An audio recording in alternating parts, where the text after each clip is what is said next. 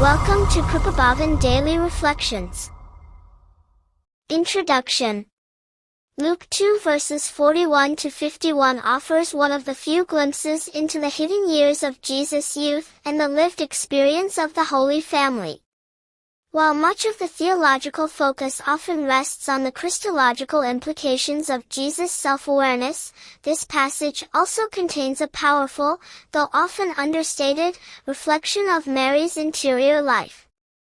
The devotion to the Immaculate Heart of Mary finds in this narrative a deeply scriptural foundation, revealing her role not only as mother but also as co-sufferer and contemplative disciple. Jesus in the Temple, a moment of revelation and mystery. The scene begins with the Holy Family's pilgrimage to Jerusalem for the Passover, a sign of their faithfulness to Jewish law and tradition. At 12 years old, Jesus remains behind in the temple, engaging with the teachers. His words, "Did you not know I must be about my Father's business?" Luke 2 verse 49, signal a pivotal moment. Jesus publicly affirms his divine sonship and mission.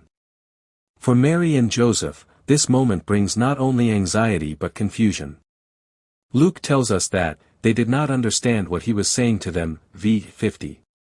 This statement is key. It introduces the theme of mystery surrounding Jesus' mission, a mystery Mary would carry and contemplate throughout her life.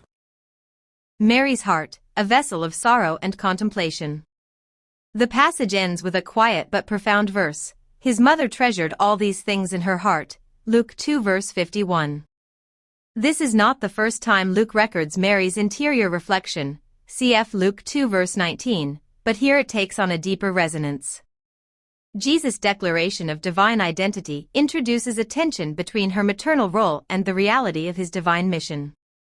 This tension is the spiritual soil from which the devotion to the Immaculate Heart of Mary grows. The Immaculate Heart, Doctrine and Devotion. The Immaculate Heart of Mary represents her sinless nature, her maternal compassion, and her spiritual suffering, especially in connection with the passion of her Son. Unlike the Sacred Heart of Jesus, which symbolizes divine love for humanity, the Immaculate Heart reflects human love perfectly oriented toward God and others. Key elements include purity, rooted in the doctrine of the Immaculate Conception. Love. Mary's complete devotion to God's will. Sorrow, her shared suffering with Christ, prefigured in Simeon's prophecy, Luke 2 verse 35. Contemplation, her meditative heart, attuned to the mysteries of Christ. A sword will pierce her soul, anticipating the Passion.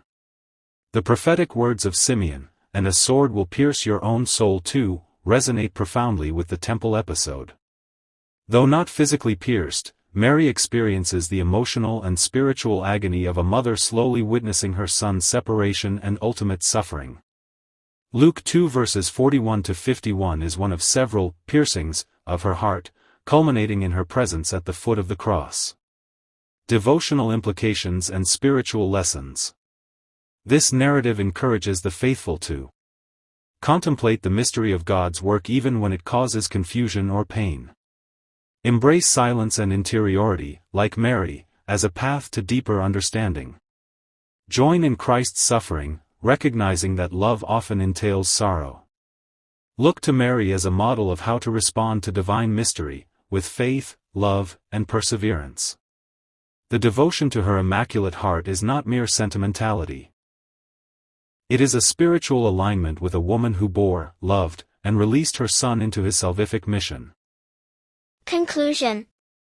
Luke 2 verses 41 to 51 is a theologically rich text that reveals the young Jesus' awareness of his divine mission, while simultaneously opening a window into the spiritual depths of Mary's heart.